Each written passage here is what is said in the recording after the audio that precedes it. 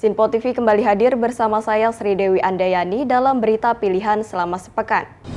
Angelina Sondah bebas dari penjara usai jalani hukuman 10 tahun. Ukraina minta dukungan Indonesia hadapi Rusia. Gerindra tolak tanggapi wacana penundaan pemilu 2024. Barreskrim tetapkan Direktur Operasional KSP Indosuria dalam daftar pencarian orang. Deklarasi dukungan penundaan pemilu 2024 disuarakan relawan milenial.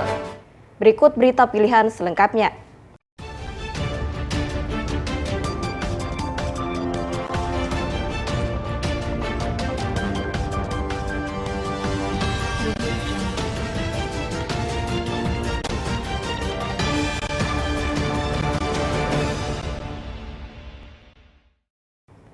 Angelina Sondah terpidana kasus anggaran Kementerian Pemuda dan Olahraga serta Kementerian Pendidikan dan Kebudayaan bebas dari penjara Lapas Perempuan Jakarta Pondok Bambu, Duren Sawit, Jakarta Timur. Dengan menggunakan kerudung dan setelan blazer berwarna pink, sambil menenteng tas berwarna coklat dan didampingi petugas lapas, Angelina Sondah menangis menghirup udara bebas setelah keluar dari Lapas Perempuan Jakarta, Pondok Bambu, Jakarta Timur pagi tadi sekitar pukul 6.22 waktu Indonesia Barat. Angelina Sondah sempat memberikan keterangan kepada awak media perihal kebebasannya. Sambil menangis, Angelina mengatakan, "Alhamdulillah saya sudah dinyatakan bebas dan memohon maaf kepada seluruh rakyat Indonesia atas perbuatannya yang tidak patut ditiru dan menyesali perbuatannya." Tidak tampak terlihat keluarga yang menjemput Angelina Sondah dan hanya sopir serta satu orang pria petugas lapas dengan menggunakan mobil minibus hitam bernomor polisi D1622 LP. Pertama saya ingin minta maaf kepada seluruh rakyat Indonesia karena perbuatan saya yang kemarin sangat tidak terpuji, tidak patut untuk ditiru, tidak patut untuk dicontoh, dan saya sangat menyesal. Saya berterima kasih kepada Allah yang sudah menampar saya hingga saya harus membayar bertahun-tahun dibina di dalam penjara. Saya berterima kasih kepada orang tua saya yang sudah merawat aku walaupun usia mereka sudah lanjut. Saya minta maaf kepada mami dan papi. Semoga mami papi sehat. Saya insya Allah membahagiakan kedua orang tua saya. Amin. Saya berterima kasih kepada Kianu yang sudah kuat, tangguh menjalani hari-hari tanpa orang tua. Kami menyesal, kami minta maaf. Kami berusaha untuk menjadi ibu yang terbaik. Dan saya berterima kasih kepada Kementerian Hukum dan HAM dengan program-program pembinaan yang luar biasa. Sehingga hampir 10 tahun saya menjalani di dalam penjara tidak pernah kurang dari kegiatan program pembinaan kemandirian yang luar biasa. Setiap hari kami diharuskan untuk mengaktifkan menjadi warga masyarakat yang insya Allah bisa berguna. Terima kasih Ibu sudah membina. Terima kasih. Dan juga kepada seluruh Kalapas dari Kabupaten pertama saya masuk sampai terakhir Kalapas Pulaan. Dan diri saya, alhamdulillah saya sehat. Terima kasih. Pembinaan yang dilakukan luar biasa. Dan saya juga berterima kasih kepada seluruh petugas yang tidak bisa saya sebutkan satu persatu dalam menjaga saya hampir 10 tahun. Terima kasih kepada saya tidak bisa membalas kebaikan kalian. Dan buat yang masih harus menjalani masa hukuman, kalian harus semangat. Insya Allah kalian akan bebas juga. Terima kasih kalian sudah menemani hari-hari saya. Terima kasih.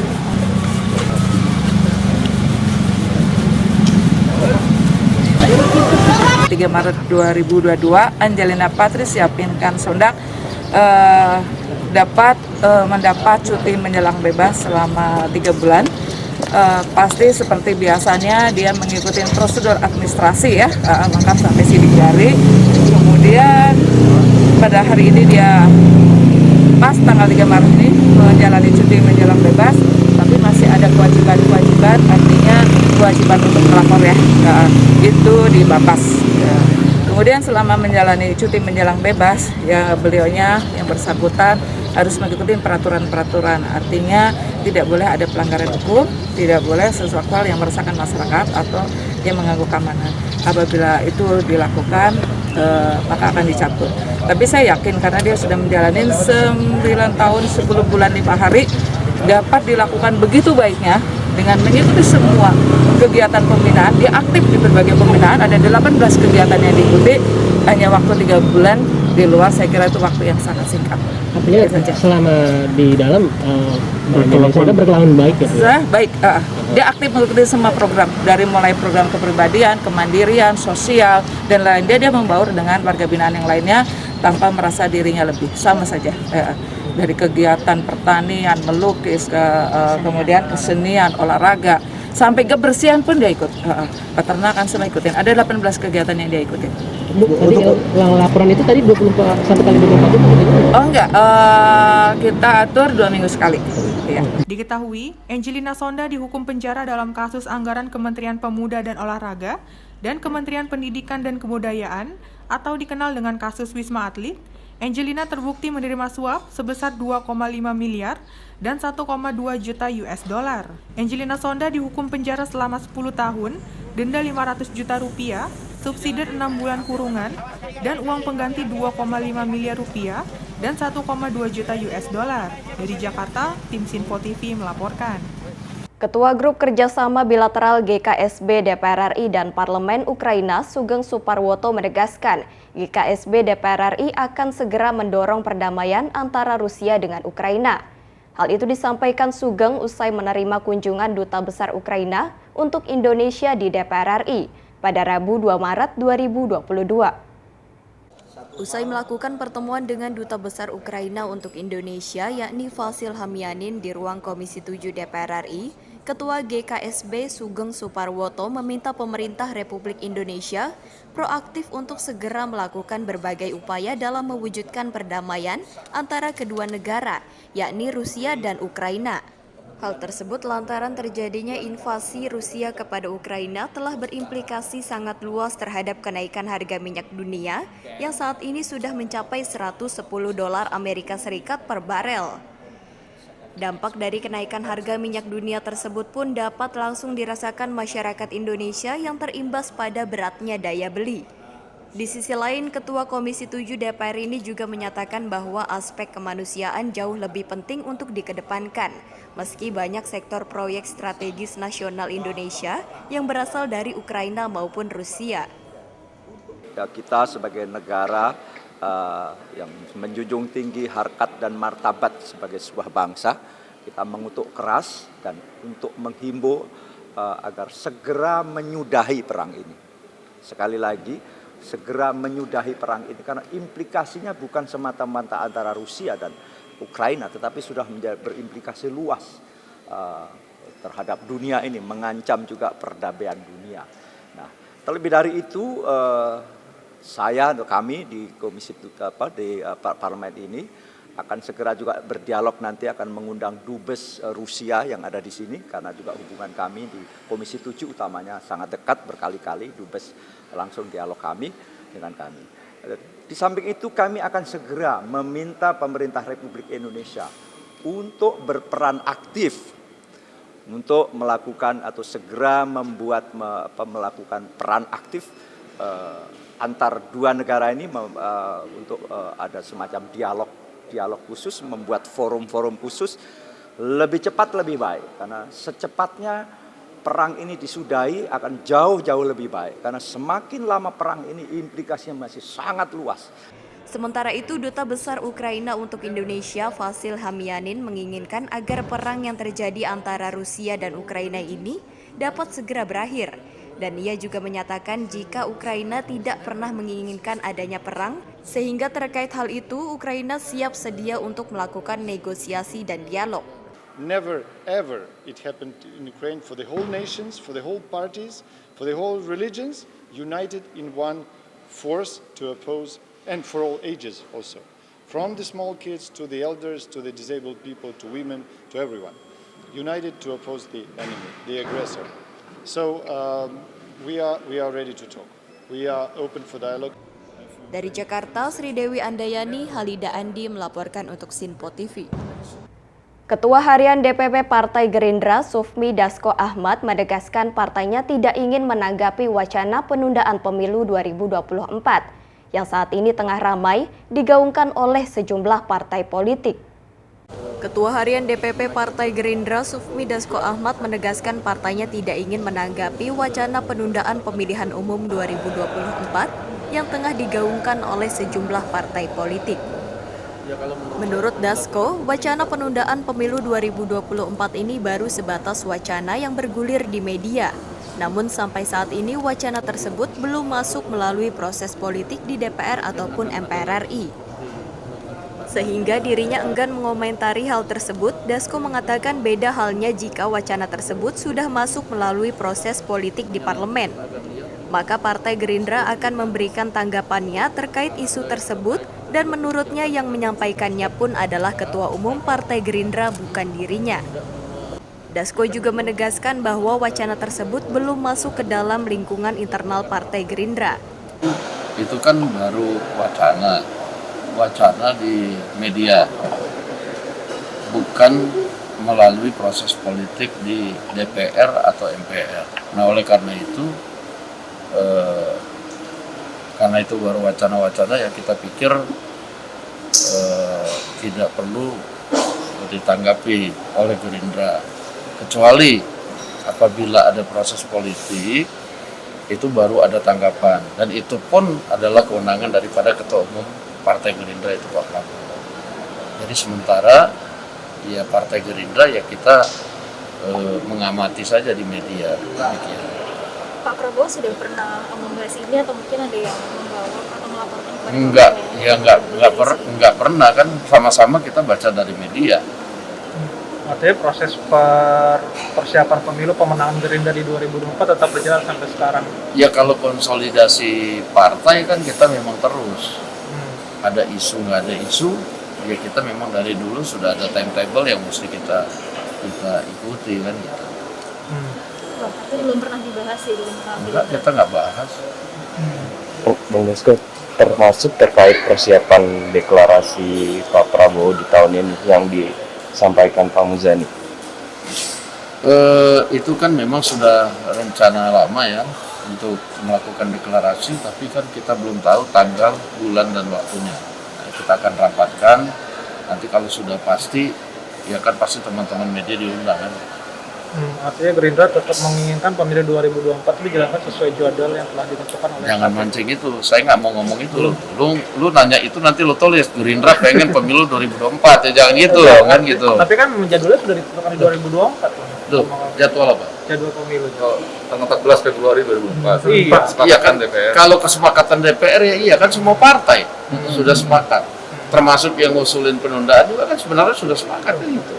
Cuma cara aja. Tapi ketika ada kesepakatan politik gitu Bang di antara ketum partai, kira-kira Gerindra terbuka nggak sih dengan? Loh, proses politik itu kan adanya di DPR, di MPR. Nah kalau tadi saya sudah bilang, kalau proses politik itu berjalan, tidak cuma wacana, itu baru kita akan nanggepin. Dan yang boleh menanggapi itu Ketua Umum Partai Gerindra, bukan Dasko. Bang, ada informasi fraksi Gerindra meminta anggotanya tidak bicara soal isu ini, gitu benar nggak sih Bang? Nggak ada itu. Nggak ada. Ada edaran gitu dari ketua. Mana ada nggak edarannya? Dari Jakarta, tim Sinpo TV melaporkan. Polisi telah menetapkan Bribka H sebagai tersangka kasus dugaan penembakan seorang demonstran yang menolak pertambangan di Kabupaten Parigi Motong pada Sabtu 12 Februari 2022.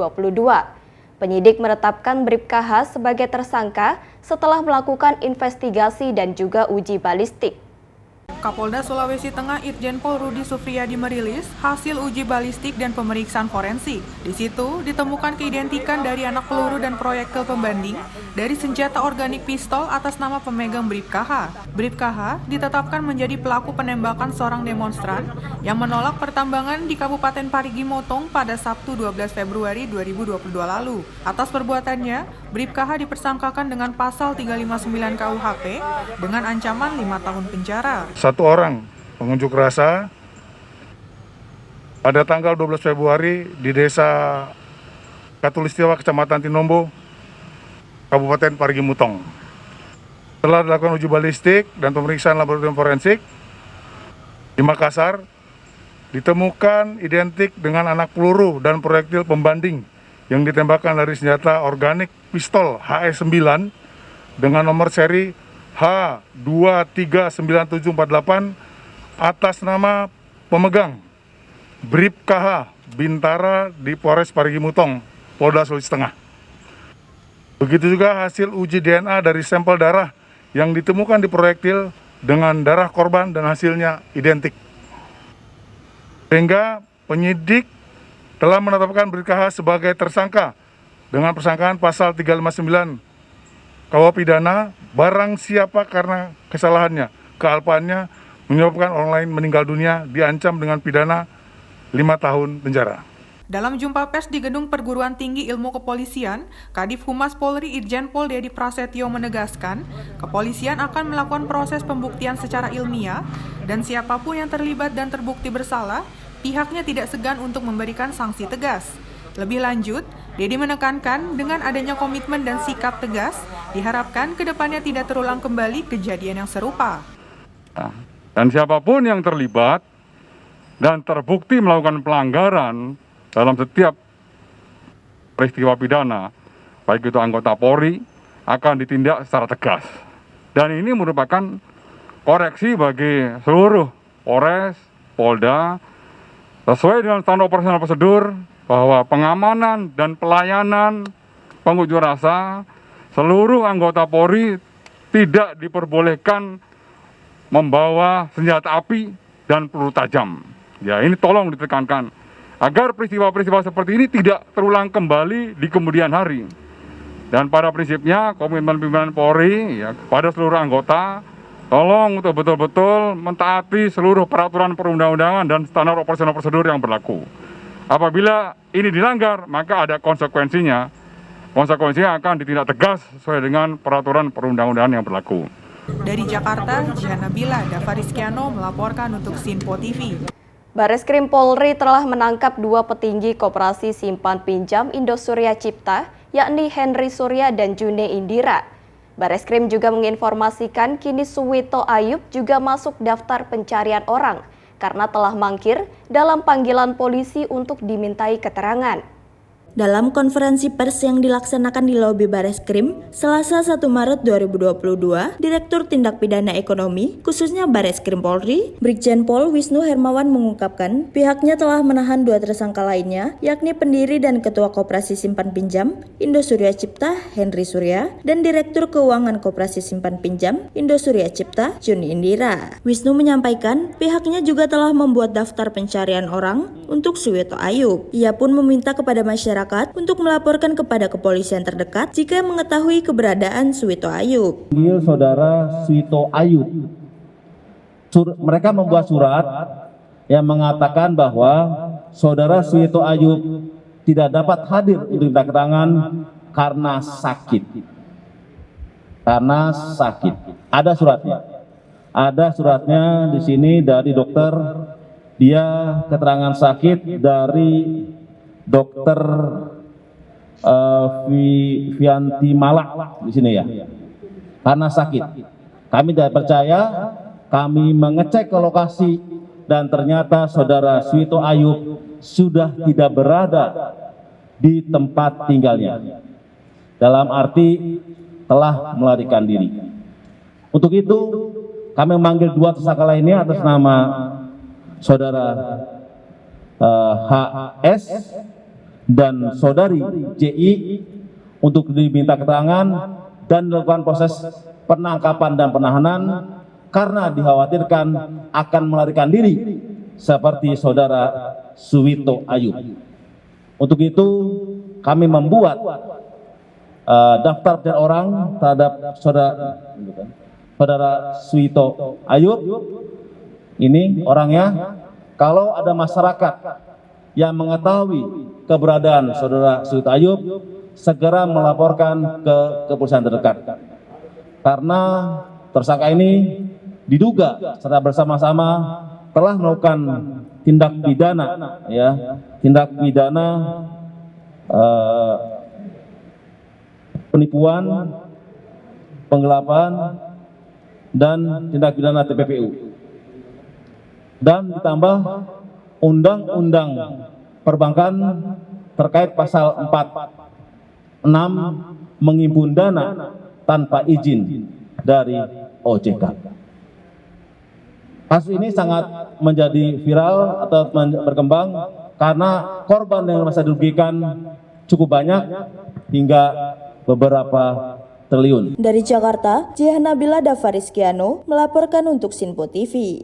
Gubernur DKI Jakarta Anies Baswedan menghadiri upacara Tawur Agung Kesanga di Pura Jaya Aditya, Rawamangun, Jakarta Timur. Tidak hanya mengikuti upacara, Anies Baswedan pun diajak berkeliling sekitar Pura Aditya Jaya yang merupakan sentral umat Hindu di Jakarta. Gubernur DKI Jakarta Anies Baswedan diketahui menghadiri upacara Tawur Agung Kesanga sesuai dengan instruksi Sekretaris Daerah Provinsi DKI Jakarta nomor 18 tahun 2022 tentang dukungan penyelenggaraan kegiatan Hari Suci Nyepi Tahun Baru Saka 1944 pada masa pemberlakuan pembatasan kegiatan masyarakat di Jakarta. Tidak hanya mengikuti upacara, Anies Baswedan pun diajak berkeliling sekitar Pura Aditya Jaya yang merupakan sentral umat Hindu di Jakarta. Walaupun dihadiri oleh Gubernur DKI Jakarta, upacara tetap berjalan dengan hikmat dan mematuhi protokol kesehatan. Jakarta yang saya hormati dan seluruh pimpinan dan umat Hindu di Jakarta. Dalam kesempatan ini saya ingin mengucapkan sekali lagi selamat merayakan Hari Raya Nyepi 1944. Dan pada siang hari ini saya berkesempatan untuk hadir dalam upacara Tawur Agung Kesanga, dan ini sebagai bentuk rasa hormat kami di DKI Jakarta kepada umat Hindu, sekaligus apresiasi karena umat Hindu di DKI Jakarta telah berperan amat penting di dalam memajukan kota kita, menghadirkan ketenangan, keteduhan, dan kami berharap para pimpinan umat Hindu terus menjadi jembatan yang memperkuat, yang mempererat hubungan lintas unsur masyarakat di Jakarta. Karena para tokoh umat Hindu di Jakarta berperan di berbagai sektor dan kita semua merasakan kehadirannya sebagai keberkahan bagi kita semua. Dalam kesempatan ini kepada umat Hindu khususnya di DKI Jakarta, kami sekali lagi mengucapkan selamat merayakan Hari Nyepi.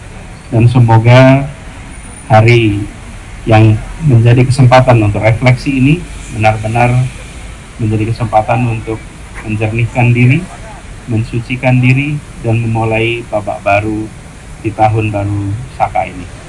Demikian dari kami, terima kasih. Saat datang ke Pura Jaya Aditya, Anies Baswedan terlihat menggunakan baju songket Bali berwarna hitam dan udeng atau ikat kepala khas Bali. Dari Jakarta, tim Sinpo TV melaporkan. Pasca libur panjang pada akhir bulan Februari, Wakil Gubernur DKI Jakarta Ahmad Riza Patria menyampaikan hingga kini belum ada peningkatan kasus paparan virus COVID-19 di wilayah DKI Jakarta. Selama libur panjang kemarin, masyarakat DKI Jakarta banyak menghabiskan waktu mengunjungi tempat wisata sehingga menyebabkan kepadatan di tempat wisata. Wakil Gubernur DKI Jakarta Ahmad Riza Patria menyampaikan bahwa kasus keterpaparan COVID-19 di wilayah DKI Jakarta terus menurun. Dirinya juga menambahkan bahwa sesudah libur panjang kemarin, belum ada lagi peningkatan kasus COVID-19. Riza juga menjelaskan bed occupancy ratio atau angka keterisian rumah sakit di wilayah DKI Jakarta menurun menjadi 37%. Dari 6.782.000 tempat tidur, hanya terpakai sebanyak 2.578.000 tempat tidur. Untuk kasus Omikron di DKI gimana Pak? Insya Allah ya, menurun ya? Menurun Pak ya? Oh ya. Ada ini Pak, berapa penurunan bornya Pak? Kalau bor kan sudah menurun, sudah 37% ya. Dari 6.782 terpakainya 2.478 jadi 37%. ICU-nya dari 953 terpasang terpakainya 434, ada 46%. Kemudian kalau Omikronnya ada 4.823 orang ya.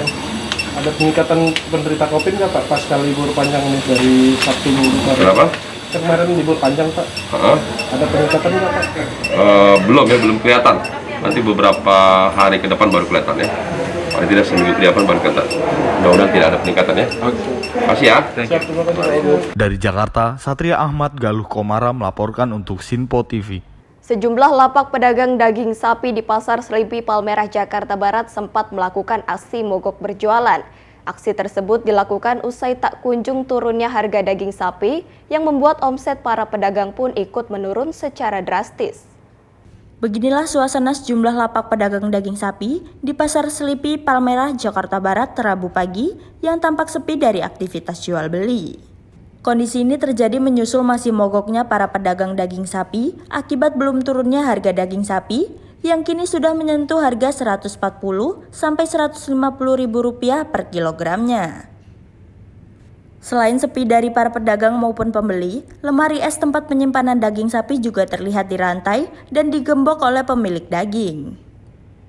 Muslim, salah satu pedagang daging sapi mengatakan, akibat mahalnya daging sapi saat ini, omset penjualan dan pendapatan mereka pun turut menurun drastis. Dirinya, yang biasa menyediakan 30 kg daging sapi per harinya, kini 1 bulan terakhir hanya bisa menjajakan sebanyak 10 hingga 15 kg daging sapi per harinya. Untuk pedagang daging di Pasar Selipi Jaya atau Selipi ini, kondisinya seperti apa Pak? Ya masih mogok pedagangnya. Masih mogok Pak ya? Kenapa Pak mogok Pak? Ya karena harganya katanya kemahalan. Harganya tinggi. Nah untuk stoknya sendiri gimana Pak? Stok katanya kosong dari sananya. Nggak ada stok sapi katanya. Nah untuk penjualannya sendiri gimana Pak? Penjualan omsetnya Pak? Ya menurun Pak. Biasanya berapa ke berapa Pak? Biasanya sehari habis 30 kilo. Nah, sekarang 15 kilo aja susah Pak untuk penjualannya. Nah untuk sementara konsumen sendiri gimana Pak? Masyarakat pembeli? Ya masyarakat ya begitu Bapak mengeluh dia. Mahal banget katanya gitu tadi. Dengan masih mogoknya para pedagang sapi berjualan, juga membuat masyarakat yang tak bisa membeli daging sapi untuk dikonsumsi turut kecewa. Turut ke pasar sama mama, beli daging, beli aci gitu. Tapi nggak ada dagingnya? Nggak ada, lagi nggak ada, kosong, adanya Sabtu. Kenapa Bu? Lagi mogok katanya. Mogok? Nah Ibu kecewa nggak dengan mogoknya para pedagang ini Bu? Ya kecewa lah. Kenapa Bu kecewa? Ya kalau misalnya mau makan daging nggak ada daging. Warga pun berharap kepada pemerintah agar segera menstabilkan harga daging sapi, terutama menjelang bulan suci Ramadan nanti, agar mereka bisa kembali menikmati gizi daging sapi. Rencana aksi mogok berjualan para pedagang sapi di Pasar Selipi Palmerah, Jakarta Barat tersebut berlangsung hingga pada hari Jumat besok. Dari Jakarta, tim Sinpo TV melaporkan. Diduga mengalami depresi, seorang wanita muda diketahui hendak melompat dari jembatan penyeberangan orang Sumur Bor, Cengkareng, Jakarta Barat pada Selasa sore. Beruntung aksi nekat seorang wanita tersebut langsung berhasil digagalkan oleh petugas kepolisian Satlantas Jakarta Barat. Warga dan pengguna jalan yang melintas di kawasan Jalan Dan Mogot, Cengkareng, Jakarta Barat, Selasa sore, digegerkan dengan aksi nekat seorang wanita yang hendak melompat dari jembatan penyeberangan orang Sumur Bor. Wanita berkaos merah dan bercelana panjang hitam ini pertama kali diketahui warga sudah terlihat menaiki pagar JPO sejak pukul 4 sore. Meski sang wanita muda ini sempat berontak, bersama aparat kepolisian Satlantas Jakarta Barat, warga pun menggagalkan aksi nekat wanita muda tersebut dengan membujuknya untuk segera turun dan mengurungkan niatnya melompat dari JPO. Selamat sore, mohon izin. Ini ada kejadian di wilayah Cengkareng di Kosambi, di Duri Kosambi, info dari masyarakat bahwa ada orang mau ataupun punya keinginan untuk bunuh diri. Sementara saya bergabung tim dari P3S wilayah Jakarta Barat lagi upaya untuk membujuk si empunya, kebetulan perempuan, diperkirakan usia antara 20 sampai 30 tahun. Ini saya belum dapat identitas karena yang jelas anaknya masih ada di pohon sana. Jadi lagi upaya dari pihak P3S untuk membujuk, merayu supaya bagaimana tidak terjadi hal-hal yang tidak diinginkan. Guna menyelamatkan nyawa dan tak mengganggu ketertiban umum di lokasi kejadian, sang wanita muda yang belum diketahui identitasnya dan diduga tengah mengalami depresi tersebut dibawa petugas Sudin Sosial Jakarta Barat ke Panti Sosial Kedoya. Atas kejadian tersebut, arus lalu lintas di Jalan Dan Mogot, Cengkareng sempat tersendat, di mana petugas kepolisian lalu lintas di lokasi melakukan pengaturan lalu lintas guna mengurangi kepadatan. Dari Jakarta, tim Sinpo TV melaporkan. Gerakan Milenial Demokrasi Indonesia atau GMDI melakukan deklarasi dalam rangka mendukung penundaan pemilihan umum 2024 dan mendesak agar masa jabatan presiden dan jabatan politik lainnya dapat diperpanjang hingga tahun 2027. Menganalisa kondisi negara yang saat ini dinilai telah mengalami kemajuan, Ketua Umum Gerakan Milenial Demokrasi Indonesia (GMDI), Raja Agung Nusantara, meminta agar MPR dan DPR RI melakukan amandemen Undang-Undang Dasar 1945, serta berkaitan dengan penundaan pemilu 2024 dan perpanjangan masa jabatan presiden. Menurutnya, pemerintah saat ini tengah membutuhkan konsentrasi untuk melanjutkan program pembangunan negara, terlebih lagi terkait dengan ibu kota negara baru bernama Nusantara. Selain itu, deklarasi GMDI ini salah satunya juga mendesak penundaan pemilu agar biaya yang saat ini sudah dianggarkan oleh pemerintah dapat diutamakan untuk kesejahteraan rakyat Indonesia. Maka kami, atas nama Dewan Pimpinan Pusat Gerakan Milenial Demokrasi Indonesia, melihat kondisi dan situasi bangsa Indonesia hari ini, berbagai macam masukan dari rakyat Indonesia, dari daerah-daerah, dari lembaga-lembaga survei, bahkan dari utusan tokoh-tokoh masyarakat, tokoh bangsa, bahkan kepala-kepala daerah, bahkan anggota dewan sendiri pun, bahkan partai politik sendiri pun memberikan masukan kepada kami, kepada GMDI, DPP GMDI, untuk segera menggelar deklarasi memperpanjang jabatan Presiden Republik Indonesia sampai tahun 2007. Dan jabatan politik lainnya. Jadinya tidak hanya Presiden Republik Indonesia yang diperpanjang, tapi DPR RI, DPD RI, bahkan gubernur dan bupati. Kenapa kita tunda pemilu ini? Karena pemilu ini butuh biaya yang sangat besar. Pilkada ini butuh biaya yang sangat besar.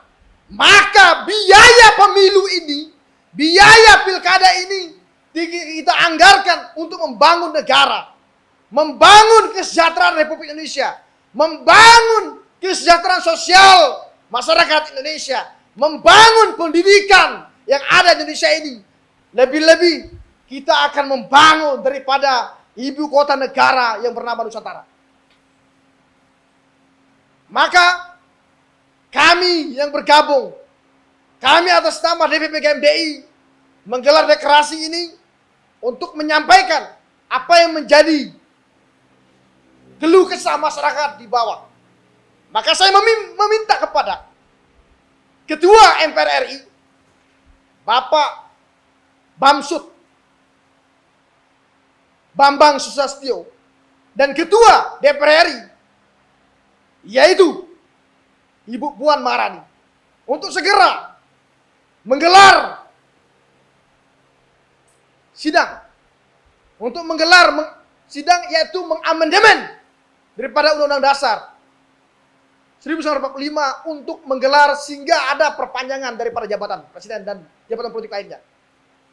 Dan kami meminta kepada seluruh rakyat Indonesia untuk menerima dengan lapang dada terkait dengan rencana penundaan daripada pemilu yang ada di Indonesia ini. Dari Jakarta, Sri Dewi Andayani, Galuh Komara melaporkan untuk Sinpo TV. Demikian berita pilihan sepekan kali ini. Tetap saksikan berita terkini di Sinpo TV, Sinpo ID, dan media sosial Sinpo lainnya. Saya Sri Dewi Andayani dan kru yang bertugas pamit undur diri. Selamat berakhir pekan dan sampai jumpa.